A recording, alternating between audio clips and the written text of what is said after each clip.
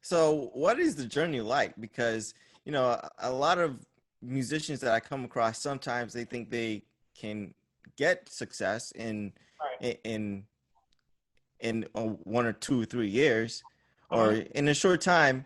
And some may get that success in that amount of time, but Yeah, for most of us, it's a decade plus. yeah, of So course. what advice would you give to the new artists out there who they want to make it? They're full of ambition, but what key piece of information would you give them in terms of? You have to look at this more as a business if you want, because what happens is, if you notice, a lot of people's trajectory is, okay, you want to be an artist or you're a singer, so let's go spend this money in a studio just to go put it out for free, like on SoundCloud like that's just in itself doesn't even make sense as a business. There's no other business where you could tell someone I'm going to spend X amount of dollars recording, mixing, mastering, and then we're just going to upload it to Spotify where is 0.004 cent, and that's if people stream your stuff. That's every stream, or we're gonna put it on SoundCloud for free in hopes that somebody else will hear it. So what happens is, I think that's what's wrong, because the people that you're hitting up, the A&Rs, the labels, or whatever, they're getting so many people hitting them up, that becomes a lottery at that point. So you want to kind of take it into your own hands, like, okay, the reason you want to be signed to a label is to make money off your music. So how about you negate that for a second and just take that piece out and say, hey, how do I make money with my music?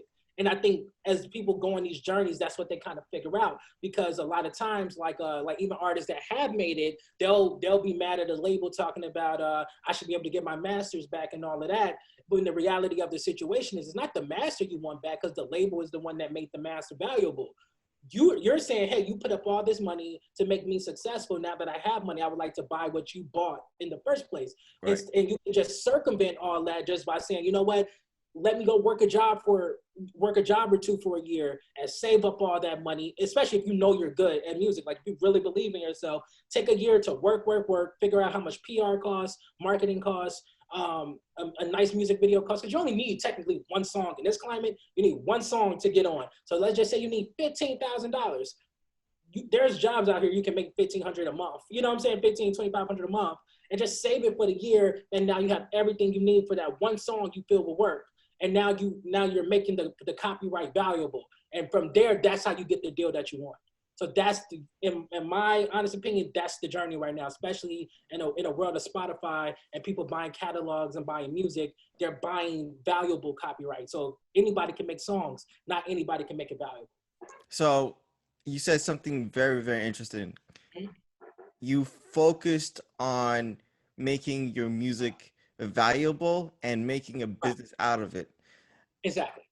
What have you, or what ways have you done that? I know sync, you focus mostly Yeah. on sync for in most of your career, Yeah. but can you elaborate and expand on that a little bit more?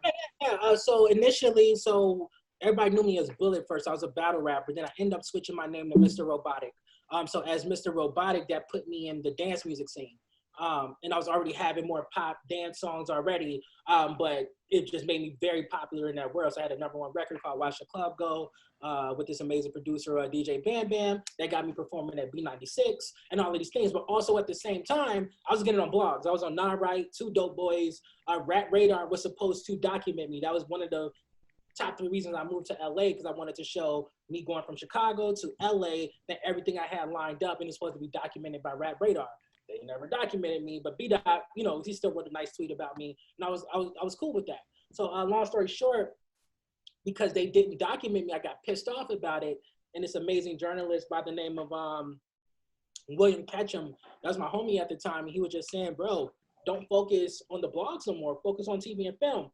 And I was like, yeah, that makes sense. So my whole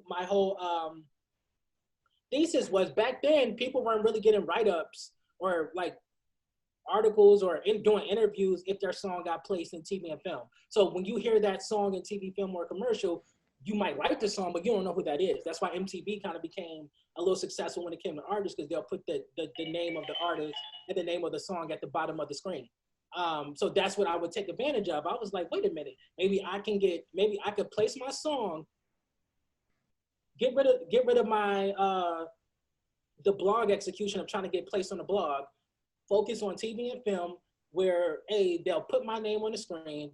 B, I get paid up front for it. People are going to discover me from this placement, that they see my name on the thing, and now I build new fans, I get paid, and then I also get royalties. So that was kind of my business model when it came to syncs. But sometimes most people try to focus on syncs just to get that get the check, you know, a little $5,000 here, 1,000 here, 10,000 here, but then they go spend it on stupid stuff or whatever. And it's cool, but that's short-term money in my honest opinion. So with music licensing and syncs, it was mainly like, there's not too many businesses where it cost me, let's say $500 to do a record, but I got the opportunity for somebody to pay me $10,000 for this song that I did for 500. And then you compare that to back then was iTunes, it cost 99 cents to get a single. So it would take, you know, almost 11,000 people to get that same $10,000 compared to me selling